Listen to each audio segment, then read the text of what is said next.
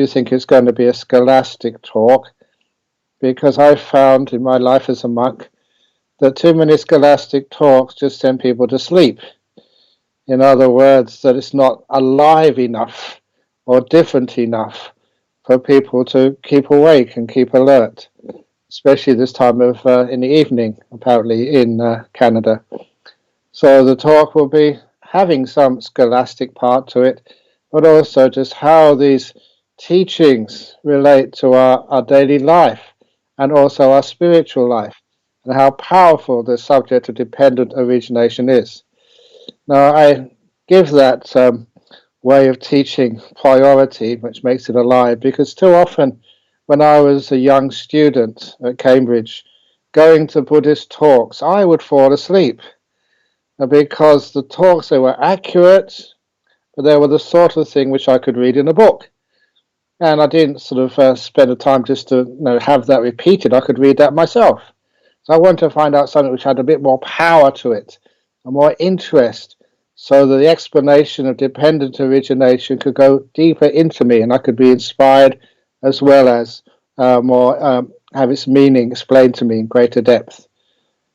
So first of all, as many of you will know who are traditional Buddhists, dependent origination, Paticca Samuppada, is one of the core teachings of Buddhism. And the Buddha mentioned it's a very, very deep subject, so we can keep on talking about Paticca Samuppada and explaining it deeper and deeper in all its different levels. And in fact, the Buddha said, as many of you know, that the person who sees dependent origination sees the Dhamma. And the one who sees the Dhamma sees dependent origination. So it's almost as if, and I would actually claim that it is one of the attributes of a stream winner and those above, of a soul one, as you say in Sri Lanka, that you understand very deeply, very perfectly, dependent origination. So what is dependent origination?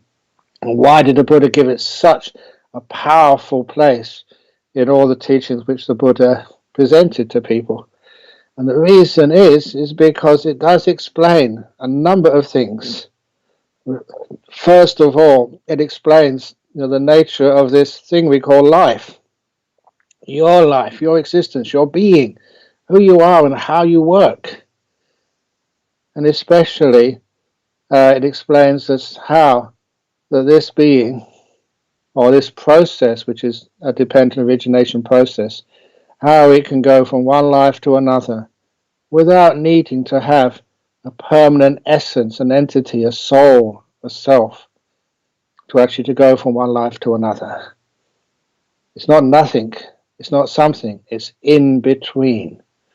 And to give you a little simile, and this is not from the Buddha's teachings, this is one which I invented just to expand a person's understanding of the process of rebirth, by just explaining how a mango tree works. You eat the mango, a very delicious mango, and you plant the seed in your garden. And you put that seed in your garden from second to second. If you had a camera on it, if you could actually see what's happening underground, you all know that after a little while, that seed splits, it germinates, a little grass shoot comes out from that seed, and it pushes its way to the surface of the earth. When it reaches the surface of the earth, to an untrained eye, it just looks like a little piece of grass or even like a weed. And as it pushes itself further up, that piece of grass thickens and it looks like a small sapling of some tree. And as it grows further and further, that sapling, the wooden part of it gets thicker, it gets taller, and sooner it becomes a real sapling and puts out a few branches, small branches from its top. And soon, after a few more years, it grows into like a small tree with many branches on it. And those branches have many twigs. And those twigs have many leaves on it. You can see from one moment to another how one moment causes the next moment, with the addition of some sunlight and some moisture from the ground and other sort of nutriments which are taken up from the ground. You can see just how the whole process happens from one moment to the next a causal process. And soon, at the end of those branches, at the end of those twigs, little flowers start to appear. And those flowers, they open up, and you may not notice this, but it happens, they get pollinated. And those little flowers, the base of the flower swells up and gets bigger and bigger and bigger. The flower the petals dry out. And then the bud gets thicker and thicker and thicker. You see a nice green little ball of something inside of it. And that soon gets yellow and maybe some red as well. That becomes the new mango. And when it's ripe, it either falls from the tree or someone picks it off, and you can taste that new mango. And the question is, what went from the first mango to the second mango? The first mango of a totally separate tree, and the seed and the little sapling and the new flower, the new mango, it's not the same. It's not different. There's a connection between them, and that connection is this causal process of one thing leading to another thing, which leads to another thing. And the whole direction of that growth, the path it takes, is directed by so many different factors. And that is like a description of dependent origination. And if you translate that from one mango to another mango, to a human being and the next existence after death, you can understand one of the purposes of dependent origination. As an educated Western monk coming to the places like Australia or Europe or United States and North America, sometimes people question you about the teaching of rebirth, reincarnation, which is an essential teaching of Buddhism. And they sometimes say, well, yeah, we like Buddhism, we love its compassion and many other parts of it, but one of the places we get stuck is on rebirth without a self, without a soul. How can that happen? And dependent origination is supposed to be answering that question for you, out of why one gets reborn and where one gets reborn. And in the dependent origination, the full links of dependent origination, from avijja, which is delusion, and that is a causal connection to what we call the karma formations or volitional formations of sankhara. I'll just go through the list first of all, and then afterwards you can explain it in more depth. And then after the volitional formations, we get the rebirth consciousness. And from consciousness, we have the nama rupa, which is the other parts of the thing we call a human being, the body stuff, if you like, physical stuff, and also the mental stuff, which is things like feeling, experience, perception, this cetana, will, and attention and contact, and also that's actually it. There's 5 parts of nama, and rupa is again the stuff of the world, material stuff. And in other words, we have the mind and the objects of the mind, which the mind needs, the nama rupa and the mind, the consciousness. And then, of course, that gives rise to all the sensory experiences, the 6 senses, the contact and experience which comes from those sense objects and sense organs. And once we have those experiences, the feelings, then of course we get to what we call the craving. And it's not just craving. Craving is a bit too intense a word. I much prefer the word wanting, which means something much wider than just mere craving. When we have sensory experience, we have many types of wanting. Not just wanting for pleasure, just even wanting to experience something, even if it's unpleasant. And one of those little stories which I heard so many years ago was of this Indian guru who came to the United States, and he had a disciple, this young woman, and unfortunately the poor woman's father was very sick in hospital. And so the daughter brought her guru in to see her father. And the father, who was very much a traditional redneck United States citizen, did not want to see this hairy, beaded weirdo who was an Indian guru. And so the poor daughter was so devastated that this guru, who had a lot of wisdom to share, was not really allowed to talk to her father. So the daughter and the father just had a little conversation, the father in the bed, suffering immensely. But then the guru took hold of the sick man's feet and gave the sick man a foot massage, reflexology. And the guru was just so sensitive, so skilled, that all the man's pain suddenly went away. And this American man, who'd been sick and in pain for many days, had a few moments of being totally pain-free. And that basically freaked him out. And he shouted to the guru to get away from his feet and don't touch them ever again. This father would rather have his pain than have something he just could not understand.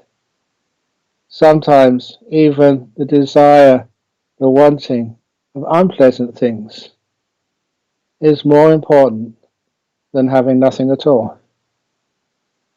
And so the wanting is very, very wide. It doesn't just mean wanting for physical pleasure. It means just wanting to live, even with pain. It's one of the reasons why when people are at the end of their life, while they are very, very sick, while their body is just so hard to bear, they'd rather keep living than go into what they consider to be the uncertainty of death. So I prefer to always call this word dhamma wanting rather than craving. And now for wanting, the next part of dependent origination, upadana, unfortunately it's too often called attachment. And there's a much better translation of that word is like fuel, like the gas or petrol is the fuel for your car, just like electricity is the fuel for your oven to make your dinner. We all have these many fuels in life. And this is a core meaning of upadana. It's the fuel which drives the process of dependent origination, just like gas drives the car. And from that wanting, that creates the fuel which keeps this process ongoing. And from that fuel, we get what the Buddha called states of existence, bhava, otherwise known as life. So, from wanting is the fuel which creates and continues this various forms of life.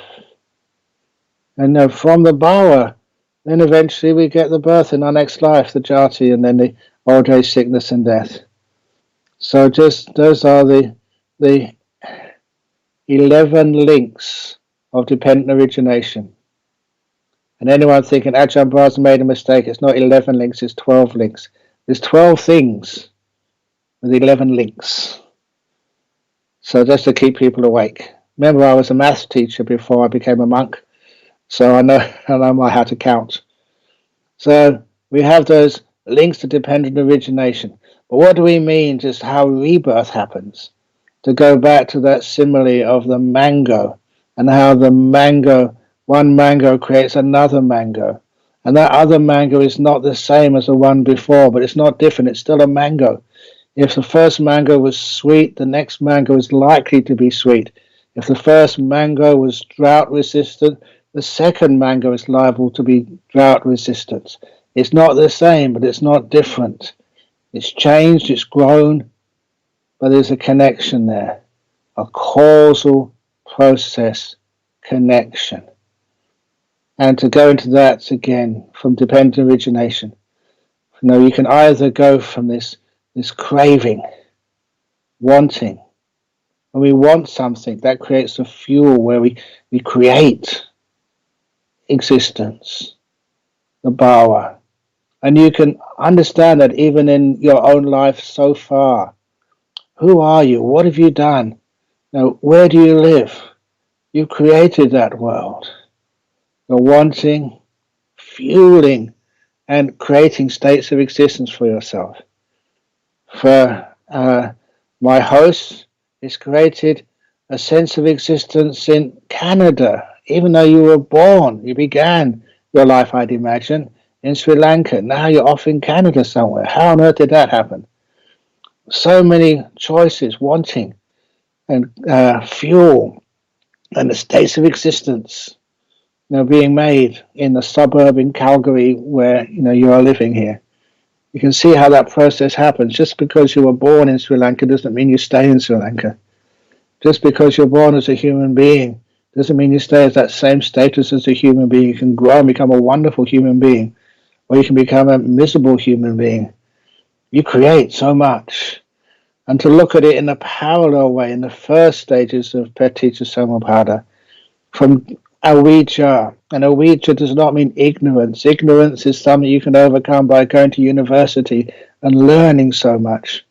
I've known many, many people who know more than I do about Pali or about the suttas and about the other stuff which happened alongside the suttas. But it's not knowledge which is overcoming avijja. It's the ignorance, not seeing it clearly, not understanding its meaning.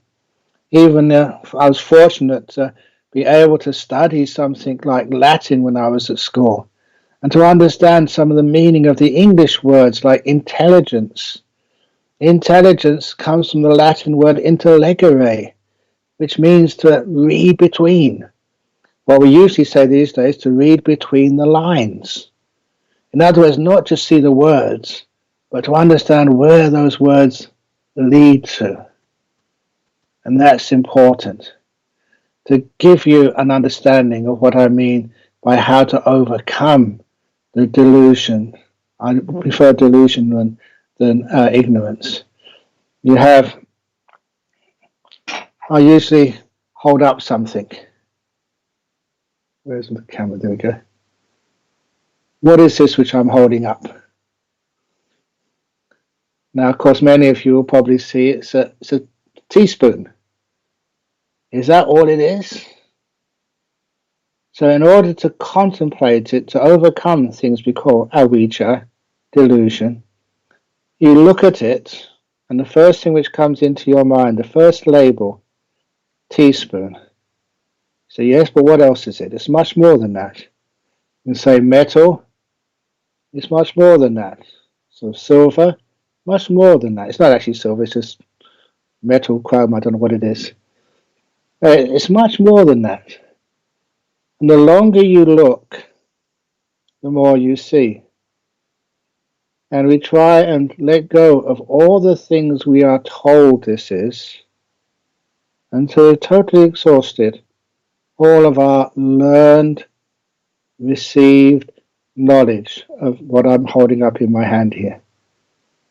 Once you've let go of all those old understandings of something, then you can start to see it anew. You can start to see it fresh.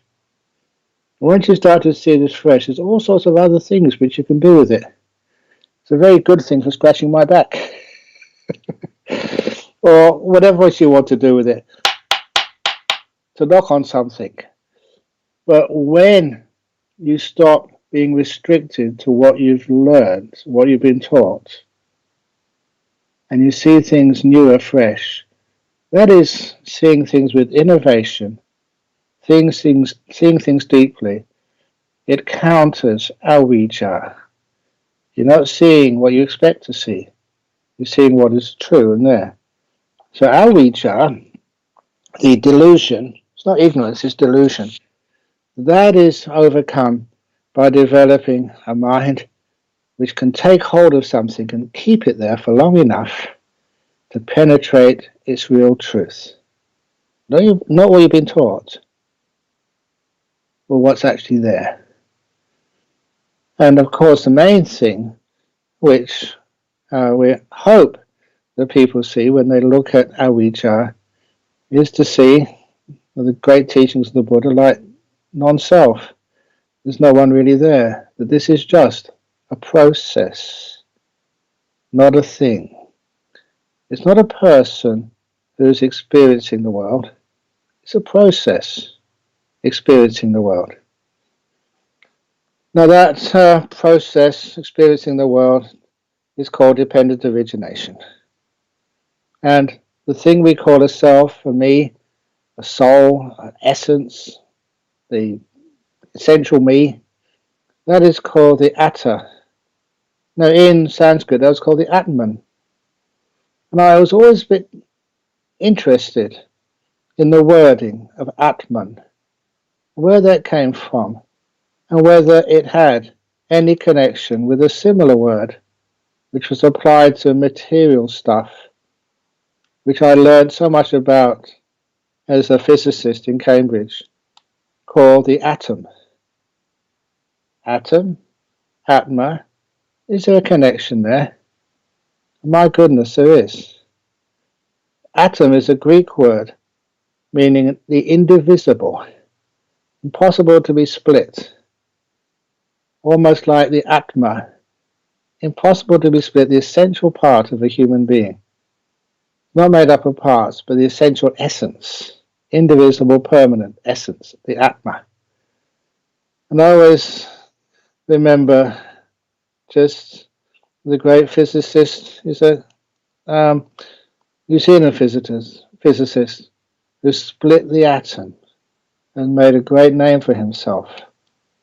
And also the great physicist of the mind, Siddhartha Gautama, the Buddha, who in a similar way split the Atma, the sense of self, and saw that it too was just made of these parts which you might call most of dependent origination. This thing we call a self, made of avijja, which creates us to will, to want to do things, which creates the volitional formations, the second factor of dependent origination. Those volitional formations, why do you work so hard? Why do we want so much? And is there an alternative to wanting? And of course there is. The alternative is called contentment. Being happy with what you have. Being someone who has few desires rather than lots of desires. Contentment is called the freedom from desire rather than the freedom of desire. I always like to emphasize those two types of freedoms and how we make a choice. Do we want the freedom of desire so we can come and go and do whatever we want whenever we want? And in today's world, there's lots of freedom of desire. Now you can watch a movie at home whenever you want at any time. Now you can get entertainment on this little iPhone, wherever you are, whatever you want. You can even order food, with all these IT apps to get whatever food you want delivered to your door. It's almost like you're living like kings and sultans and royalty these days. It's all there for you if you can find the means to pay for it. But it's still there. The freedom of desire is a temptation which is always there in front of us, and doesn't matter how much we have, we can always get some more. And that type of freedom is not much of a freedom at all. Just like your mobile phones, your tablets, your computers, do you really own them? Or do they own you? Can you leave them alone and be at peace when you just turn them off for a couple of weeks? Or do you always really worry about what's going on there, what's happening, are there any emails, anything I should answer? So a lot of time we're not free from our possessions. Our possessions own us. Especially, I just made the example of IT equipment. They own you more than you own them. And so because of that, you can just see just the way that our delusion creates these wantings. And that creates, our world. It creates rebirth into the next world, wherever we go. The same way that wanting is causes the fuel which creates our future existence for ourselves. But that future existence will always end up in things fading away, falling apart and suffering. In the sense that even your computer, your iPhone, whatever you have watching me on, is not the newest version. Even if you just bought it this morning, there's probably another newer version available somewhere. There's always a better version with more clarity, more things you can do. Yeah, that's called, the modern technology, and it's called, economies. But you can see it has no ending to it, except to the point where it's more than you can handle, where even your body just gets worn out. And when it gets worn out, you get the old age suffering and death. And that's our existences, and it goes round and round and round. Not just one existence, we go over it again and again and again.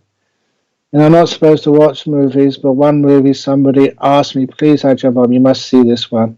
It was a movie called Groundhog Day, which I'm sure many of you know about a person who went to sleep at night and he woke up in the morning of the day before, always reliving the same day again and again and again. And you would think that reliving the same day again and again and again, you can make it perfect, which he almost did. But it didn't matter how perfect he could make that day. After a while, he got so bored and fed up. There was a sense of being there, done that, and nothing really stimulated him anymore. It's the old idea, which you probably experienced yourself, that all sort of pleasures of the five senses, eventually to sustain pleasure is not as exciting anymore. You get worn out by it. You get used to it. It doesn't excite you as much as it did last time. And after a while, that poor man in Groundhog Day just got so tired of life. He tried to commit suicide, but he committed suicide and he just was born the day before. Even suicide doesn't work. I thought it was a wonderful premise of just exploring what happens if you have to relive life again and again and again and again and again and again and again. But unfortunately, because it was Hollywood, the spell of keeping on living the same day again and again and again was eventually broken when he fell in love. And I thought, oh, what a good start to a good idea. And then just falling in love made him wake up, not the same old day, but the next day to break that spell. And I thought it should have done much better than that, but nevertheless, that was Hollywood. But the whole premise was interesting. And it reminded me of a film which I saw when I was a kid, was a student. And it was like a Dracula movie, but they always called it the thinking man's Dracula. Because in this Dracula movie, the villain Dracula, he was so powerful, there's no reason he should die. He was eternal, immortal. And the only way he could die was being caught out in the sunshine during the daytime. You go out at night time. And in the end, he got so bored of life, so fed up with it. Again, everything to be done, anywhere to go, anything to experience. He'd been there, done that. And in the end, it was a great struggle for him between being afraid to die and being bored of living. And eventually, of course, that he allowed himself to go out into the sunlight so he could die, because just carrying on was too much suffering. So anyway, those were interesting ideas of just the round of rebirth. And why, if we really think, and it's a crazy idea which people think they came from nowhere and suddenly we're born. Yeah, we can know where our body comes from, but our mind, where did that come from? And how did it come? What happens to it after you die? And I mention this because I was trained as a scientist, and I was taught very clearly to make sure that whatever you accept, especially now as I teach, I've got a responsibility as a teacher to teach the truth, to make sure it is evidence-based. That, you can defend it by real, hard, experiential facts. And of course, there's so many stories about where people came from, where they lived before.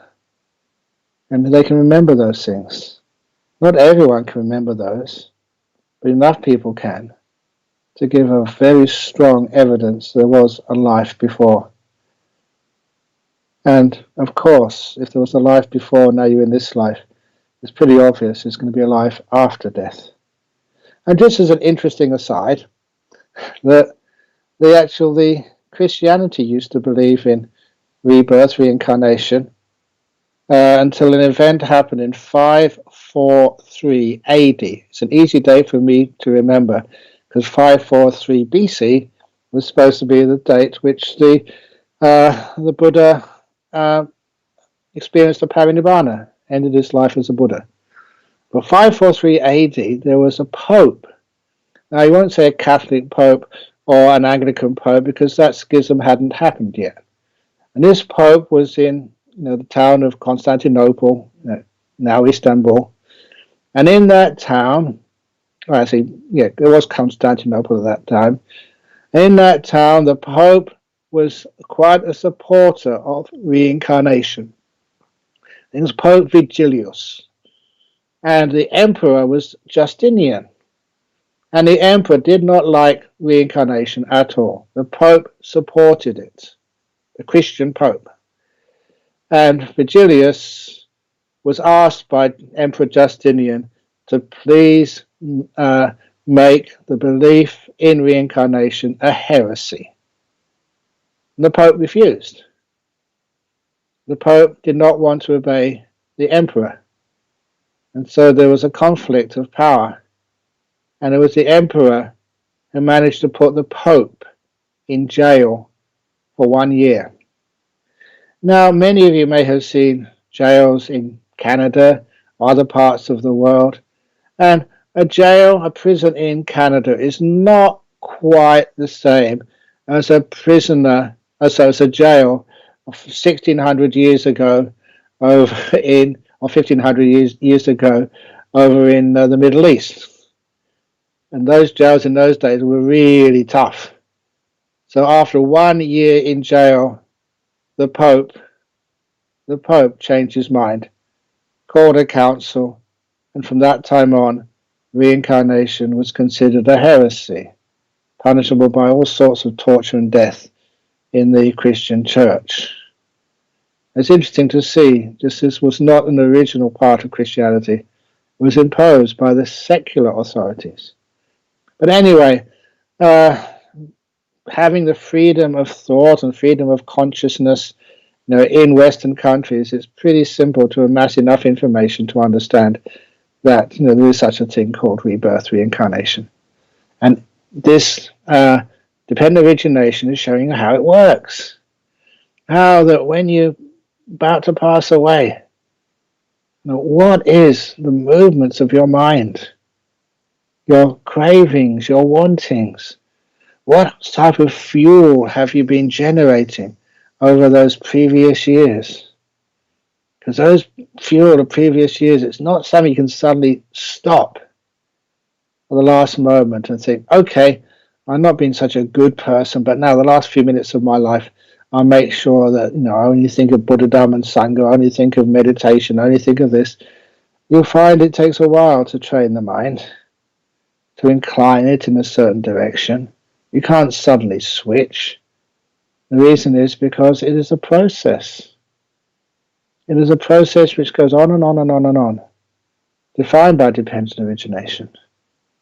Just how the avijja just is what causes the will, the choices, the volitional formations. How that creates this force, this current. You know that sometimes the Buddha would call consciousness a stream of consciousness. And that's one of the other similes, which the Buddha used and which monks try and elaborate upon. And imagine a stream.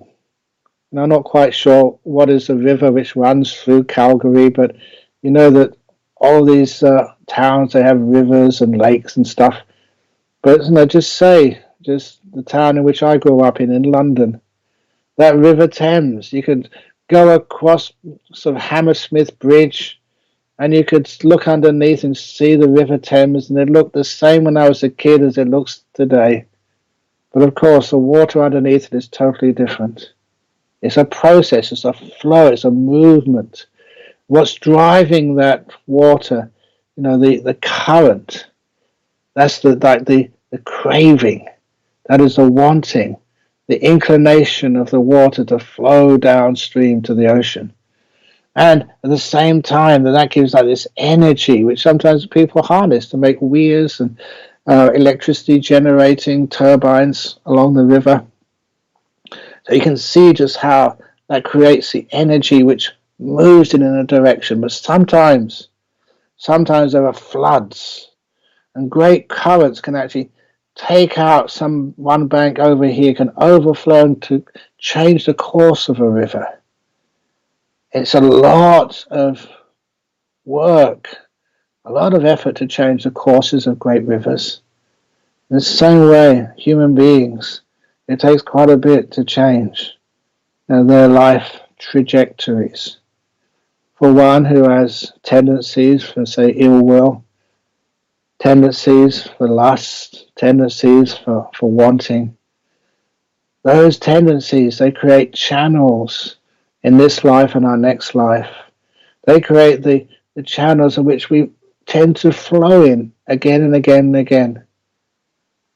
How can we change that? Dependent origination gives us the clue. And it is really untrue. I don't know where people get this idea from, but it's not plausible, it's not defensible, that you change or you cut dependent origination at the gap between feeling and craving. The Buddha never said that, and it doesn't work. Where dependent origination stops or starts to unwind is when avijja is broken, where you have insight, where you see things as they truly are, where you start to understand that there is not a permanent self inside here. Where you split the atma into things like 5 khandhas. You split the consciousness into 6. The 6 different types of consciousness. To the point that these days, whenever I am asked to describe things like the 5 components of existence, the 5 khandhas, form or stuff, feelings, perceptions, sankharas or will, and the number 5 of the 5 khandhas, I never say the consciousness anymore. I always say consciousnesses, plural. That 5th khandha is plural. It's just not one thing. It's many things. One consciousness appearing, then another consciousness appearing, then another consciousness. When one appears, the others disappear. There's no continuity of consciousness. Or just like those old movies which I used to see, the old silent movies, and you could see the celluloid. They were just photographs taken successively with hardly any time between the first photograph, the second, the third, and then pushed through a projector so fast it gave the illusion of continuity of movement. There were just a number of still pictures run after one another so fast. The continuity was just an illusion. It's just the same as our senses. The different types of consciousness, sights, hearing, smell, taste, physical touch, and knowing. They're just different things passing after one another so fast that it gives a person the illusion, the mirage of continuity. And it's just flash, flash, flash, flash, flash, flash, flash, very fast.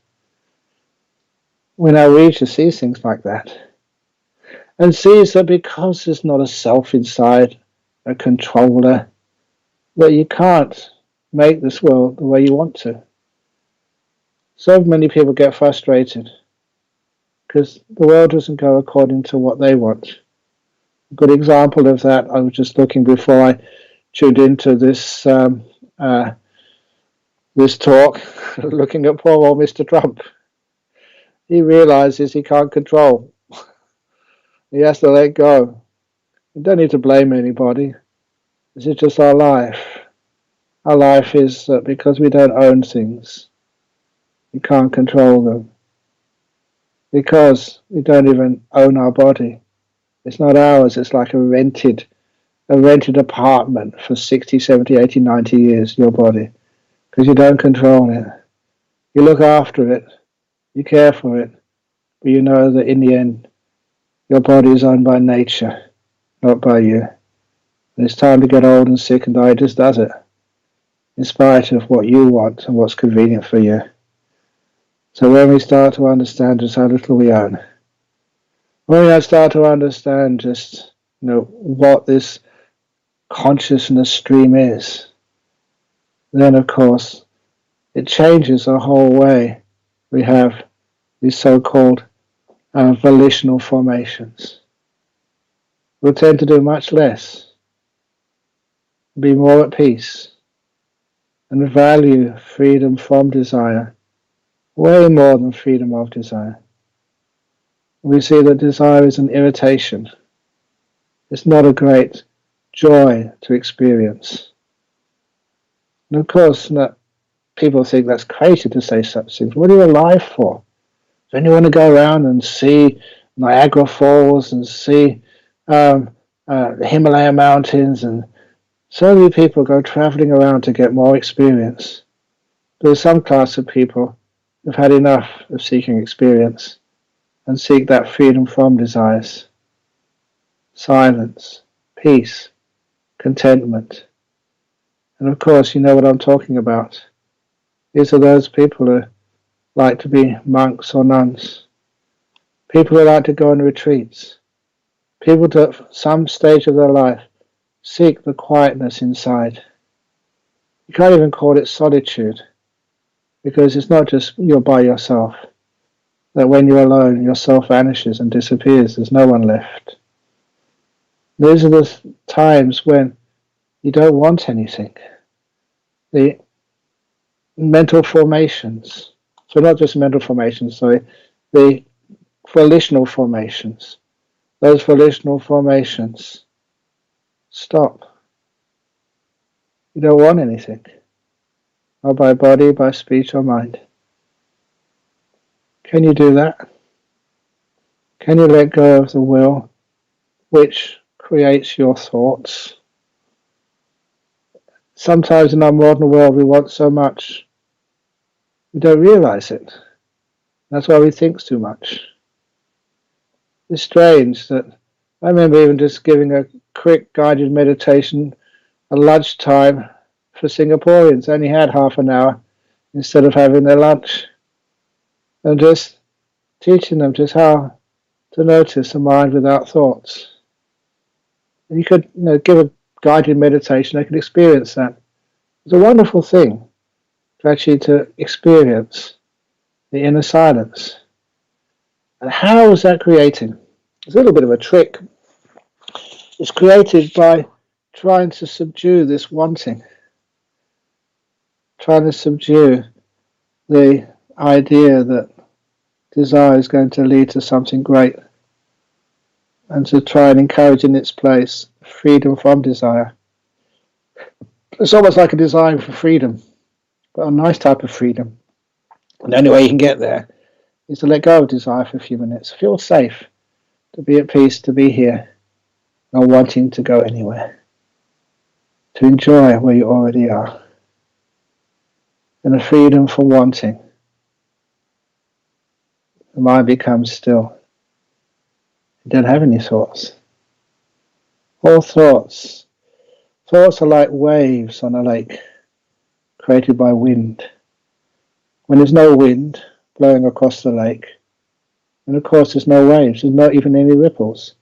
The lake is perfectly smooth, like a glass mirror, reflecting everything around it without distorting reality. In the same way, when you want nothing, when you want for nothing, when wanting just stops for a little while. You're free. You realize there's nothing here to want anyway. There's no one to do the wanting. When you just disappear for a while, your sense of self vanishes. Just for a little while. And you get so still and so peaceful. And that gives you so much joy and insight into what it's like to be free from desires. Just for a short while. And that teaches you about what we call not just dependent origination, but its companion, dependent cessation. From the cessation of avijja, there's a cessation of volitional formations. You don't want anything. You are still. This is the meaning of deep meditation. Why enlightened beings are just so easy to meditate. There's nothing to create the wind, which creates the waves, which disturbs their stillness. It's all gone. So it's easy to be still. One of the reasons why we can sort of see a person's spiritual growth, not by how many talks they can give, and I'm talking about myself, not how deep other talks or how they're appreciated by others. The greatest sign of deep insight and understanding of the Dhamma is just how still a person can be, how they can close their eyes and get nice deep meditation. If they can't get deep meditation, there's something wrong with their insight. So, with the cessation of avijja, of delusion, cessation of volitional formations, the cessation of volitional formations, then consciousnesses cease. Weird, isn't it? Cessation of consciousnesses.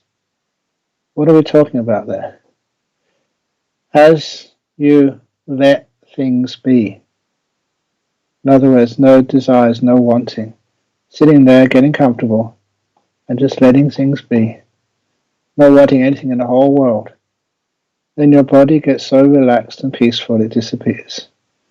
If you don't want for anything, time vanishes. It's craving, it's wanting, is the creator of time. When you want something, you wonder what time it is and where you need to be to get it.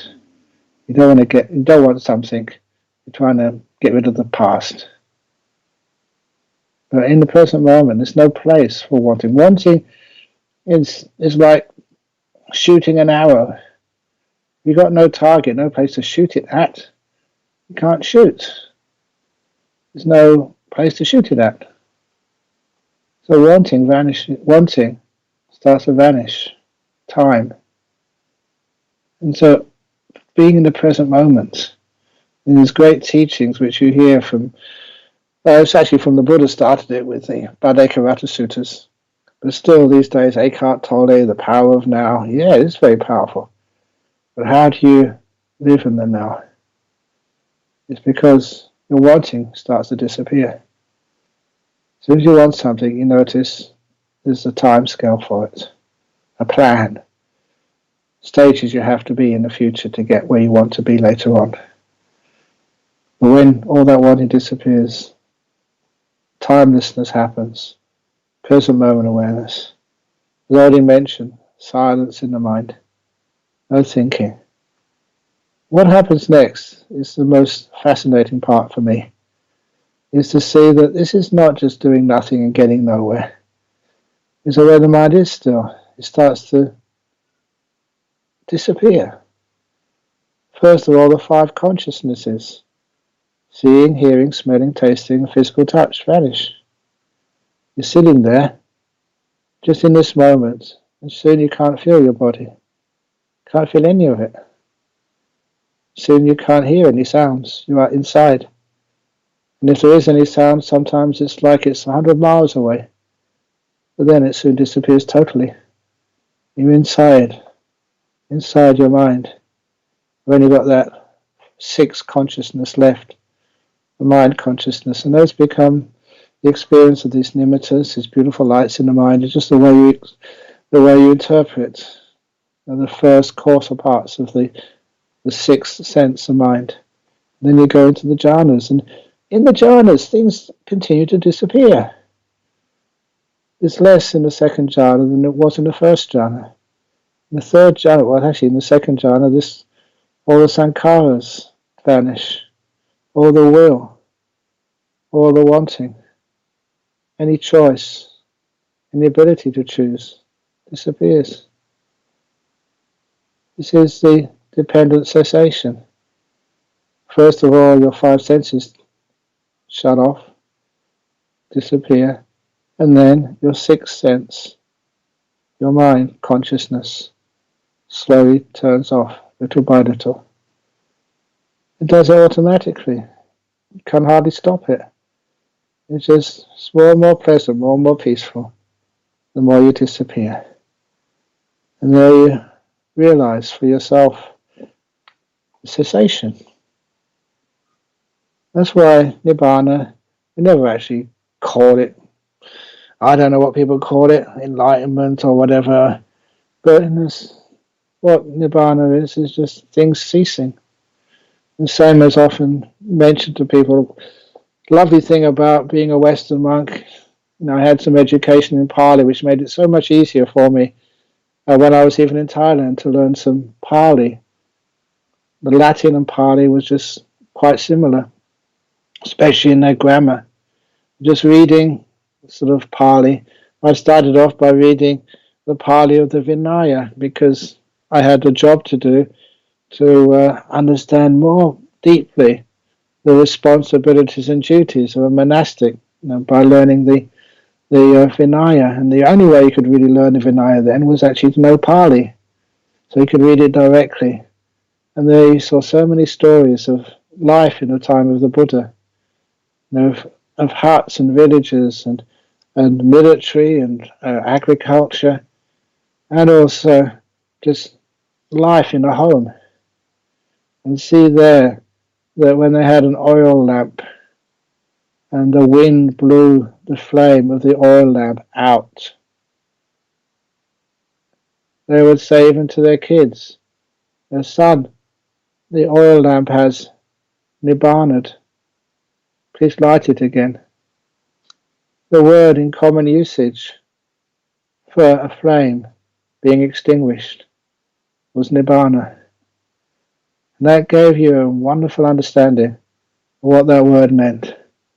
Of things disappearing, stopping, dependent cessation, just meaning things just fading away and going and disappearing. Well, that becomes just dependent origination, dependent cessation. Of course, before dependent cessation, just when the consciousness vanishes, ceases.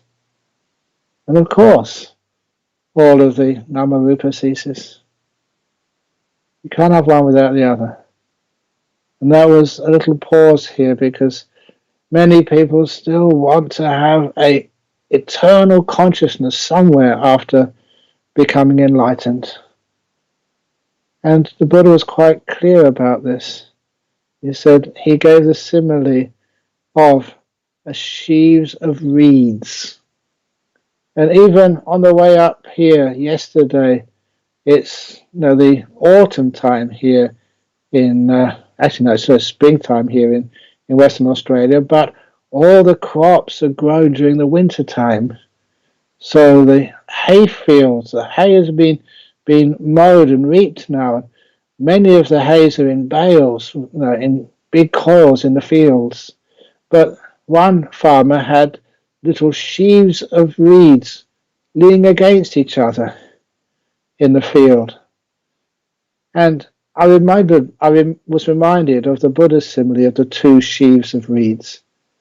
You're leaning up against each other so they can dry in the winds of the seasons.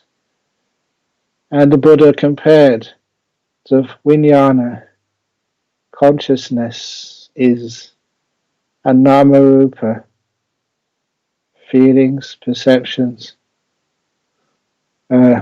choice, the cetana, and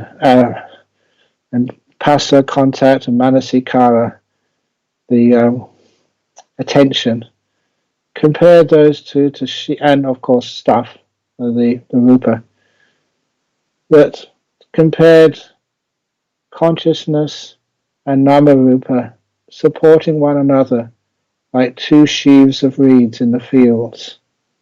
If you take one of those sheaves of reeds away, the other one collapses and disappears.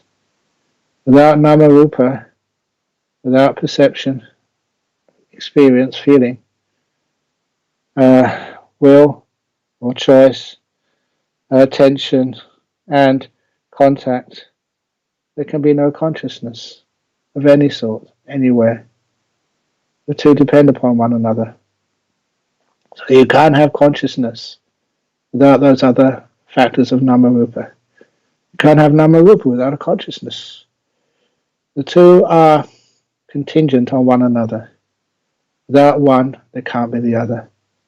So that's a very powerful statement by the Buddha, to say that consciousness of all types, in all ways, ceases. And that's what you experience.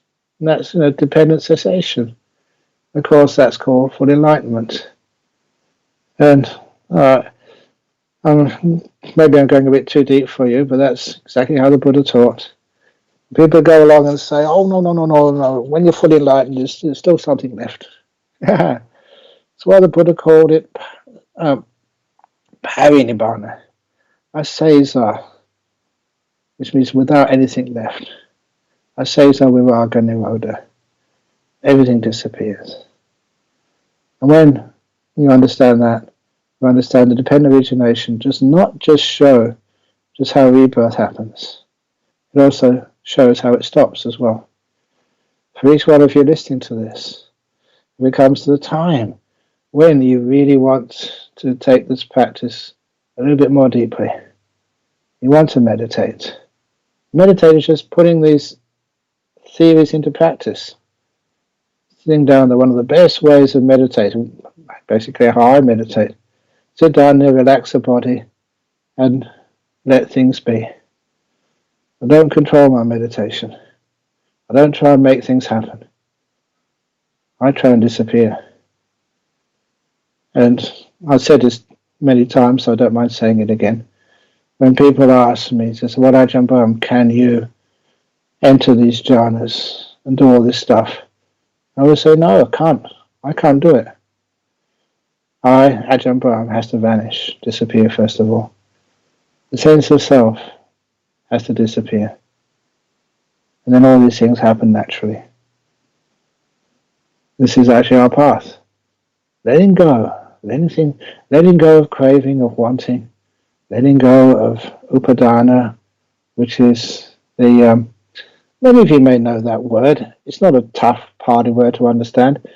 No, it's upa, literally just means up, like the English word up. And adana, adana, veramani, sikapadang samadhiyami, the second factor, so the second of the 5 precepts, which is not taking, adina, adana, what is given. Adana, not taking. And the adana is taking. So that's taking up is the meaning of that word. That's why it's fuel. You can imagine just whatever you are, a generator, say, it takes up the petrol and the fuel in order to create the electricity. You can see it sort of taking up, eating up, drinking up that fuel. Whatever's taken up is fuel. And that's why that fuel disappears when you're not there. There's nothing to take it up, nothing to create it. So then you find real peace. You're not the one who creates peace. You're the one who disappears. And then peace is all that's left. So that's a little talk for 1 hour. And I don't know why these days, but usually my talks are 1 hour long, and I can't really do much about extending them or not extending them. So I hope you enjoyed that so far. And now I always want to give an opportunity for questions and answers. So if anyone has any questions or comments, I'm not quite sure if Well, Mahi can manage to get the questions going, but if there are any, I'm very happy to answer them. Ajahn Brahm, yeah, we do have a couple of questions already, but Excellent. not sure if you have time to accommodate all these questions. But anyways, let me select one and ask that actually. So it looks like this question has two parts in it. So let's go with the first part. It says, if you don't want anything, would this be leading to a bored of the life with the life? Then, Bored. Boredom is a totally misunderstood concept. Boredom is when you want to be somewhere else. You're not happy where you are. Otherwise, it's not called boredom, it's called contentment. correct. Yeah. So then the second half of it is, how do we manage these from the perspective of middle path? This is the middle path. People think middle path is, well, please excuse me here, but sometimes people talk about the five precepts, the five Buddhist precepts. You know, the five Buddhist precepts on intentionally killing another living being, not stealing, not committing adultery, not lying, not taking alcohol or drugs. And people say, well, come on, let's have a middle path here. Just, in our modern world, the fifth precept is a little bit of alcohol. You know, maybe just somebody's birthday, a celebration. You've got to fit in. Come on, middle path, Ajahn Brahm.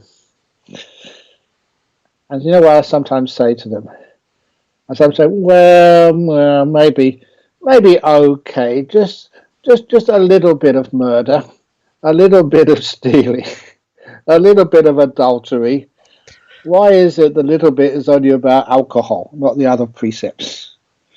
And of course, it just makes it quite clear that keeping the precepts is the middle way. It's avoiding the extremes of wanting Yeah. and suffering.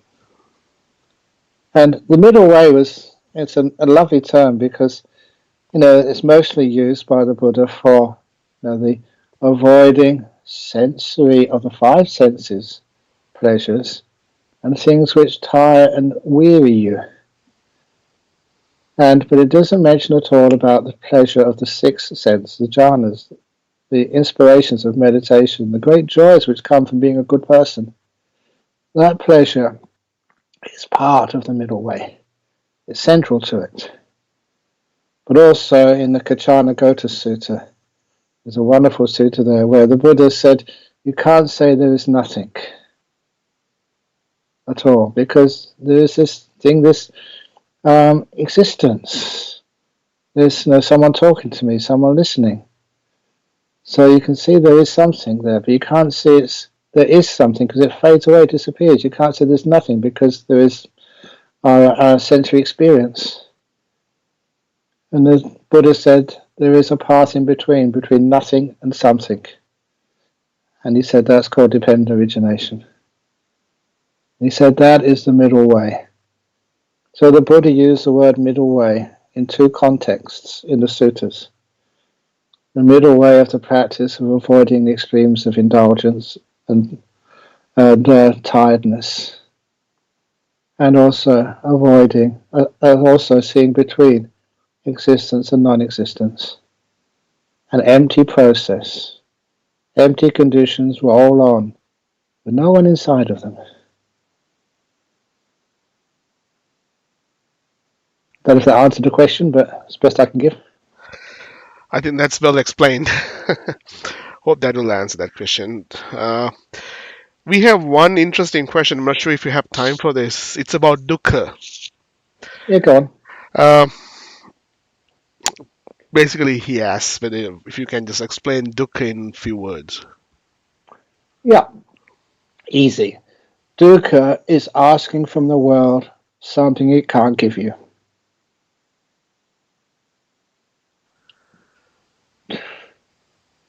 Yeah, that's well explained. So there's another question came in YouTube. It says, in our deep meditation, does the 12 links of dependent creations can be experienced? Of course. I say this because in deep meditation, you can experience even your death in previous lives. Fascinating thing you can do.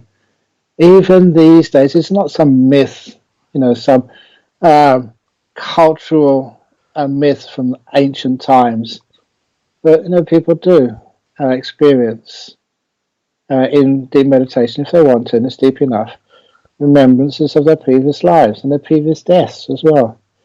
And it's something which, when I started teaching this to others, I got criticized for. And because if you start to remember your previous lives in deep meditation, it's like you're re-experiencing them. You're back there.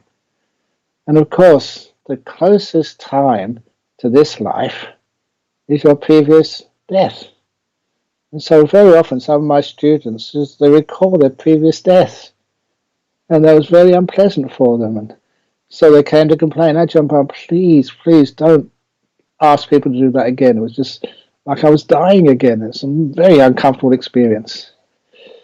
And of course, what one can do is just, if one gets that experience of a previous death or dying moments, then just say earlier, please. You can push it back so easily in that type of meditation, so you can get before you died instead of at that death moment.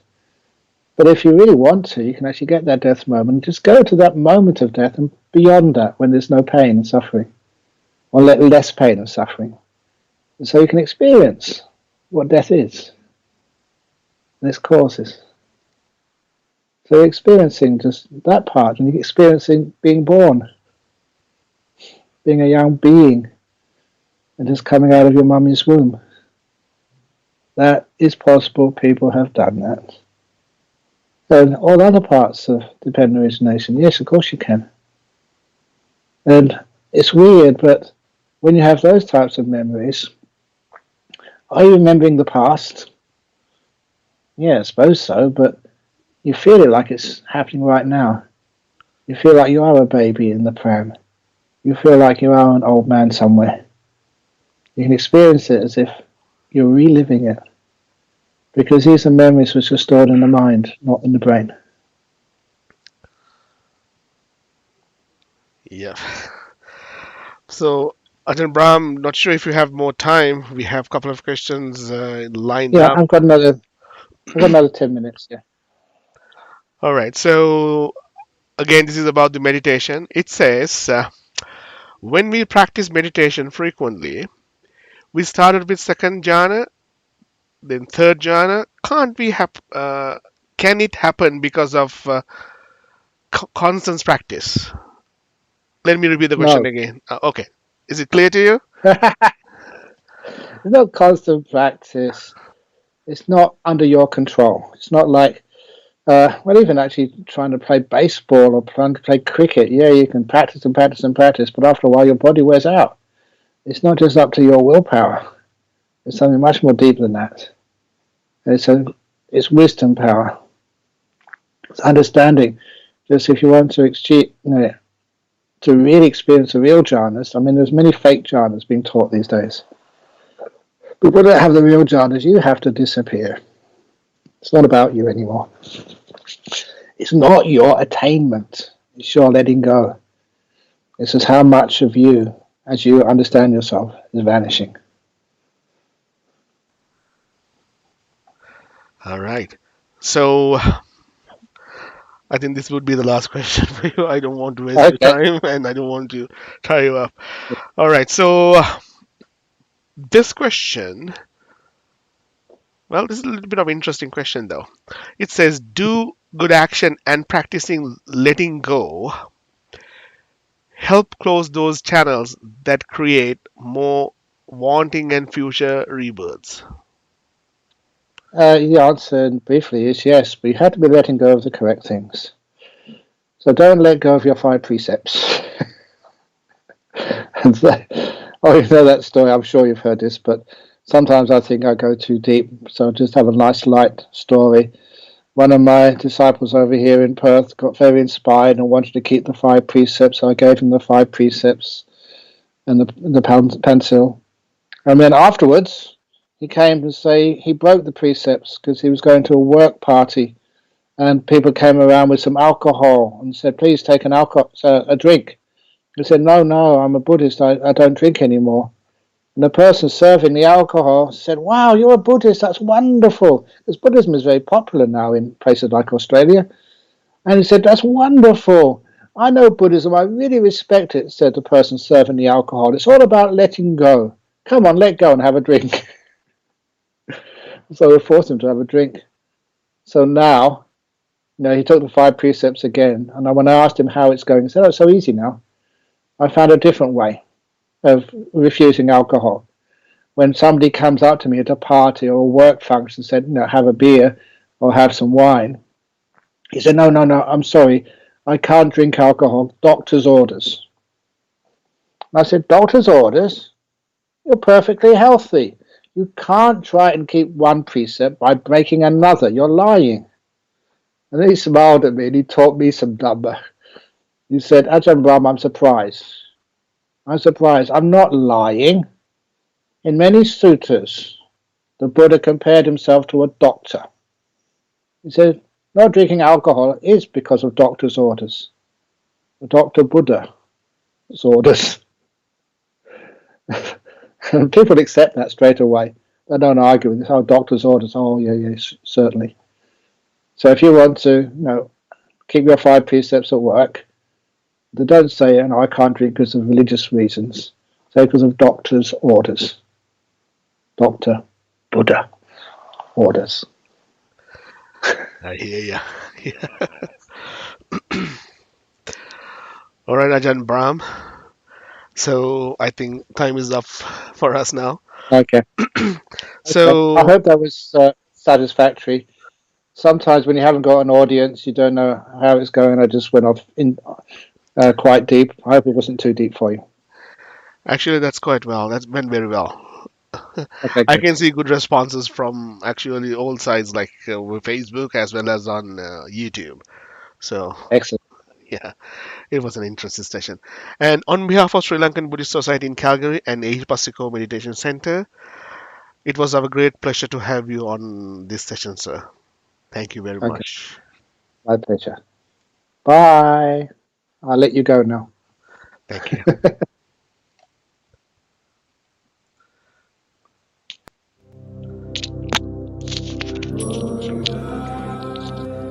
Ajahn Brahm.